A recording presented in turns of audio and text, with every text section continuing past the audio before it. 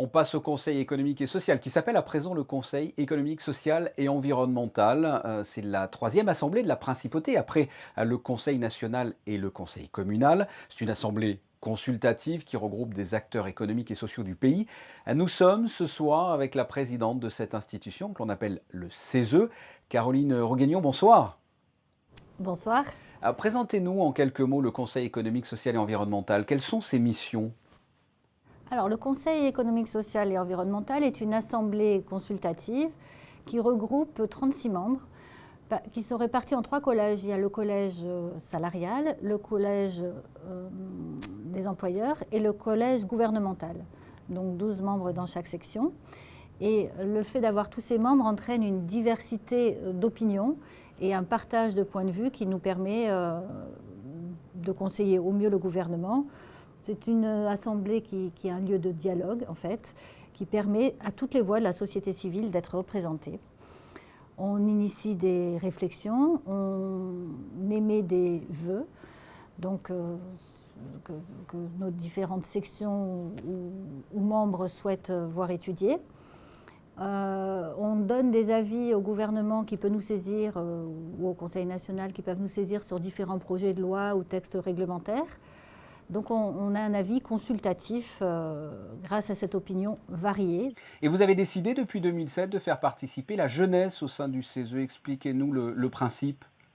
Depuis 2007, on a réuni à peu près 500 jeunes qui ont participé au Conseil économique, social et environnemental, maintenant des jeunes. Ils ont émis entre 60 et 65 vœux. Et l'idée était de leur faire découvrir le rôle de la société civile en fait, dans la gouvernance des politiques publiques, dans la préparation de la gouvernance publique. Et ce mercredi, donc, ça sera la 14e édition. Qui sont ces jeunes? Quel âge ont-ils? D'où viennent-ils? Alors, c'est des jeunes de toutes les écoles de la Principauté. Ils ont 16-17 ans. Ils sont de Monaco ou de Nice. Enfin, ils sont scolarisés à Monaco. Et quel est l'objectif concrètement? Pourquoi avoir voulu sensibiliser les jeunes de Monaco à ce Conseil économique, social et environnemental? Parce qu'ils ont des idées jeunes, innovantes, ils sont tout frais, tout... Donc ils ont des vœux, ils émettent des vœux qui sont souvent suivis d'effets. Qui vous surprennent des fois? On n'y aurait peut-être pas pensé tout seul. Ils ont des idées bien plus fraîches que les nôtres. Là, ce mercredi, donc, ça sera une découverte pour tous ces jeunes. C'est vraiment le début de cette 14e édition. Hein. C'est le début, c'est l'installation en fait. Et là, cette année, pour des raisons d'actualité, en fait, nous serons hébergés par le lycée hôtelier. Donc on aura beaucoup plus de distance les uns entre les autres et on sera dans un très bel amphithéâtre. Et je ne doute pas que cette année encore, nous aurons des vœux qui seront très intéressants. Et quel type de projet propose-t-il? Quel type de vœux propose-t-il en général? Globalement, les thématiques sont plutôt avec une composante environnementale.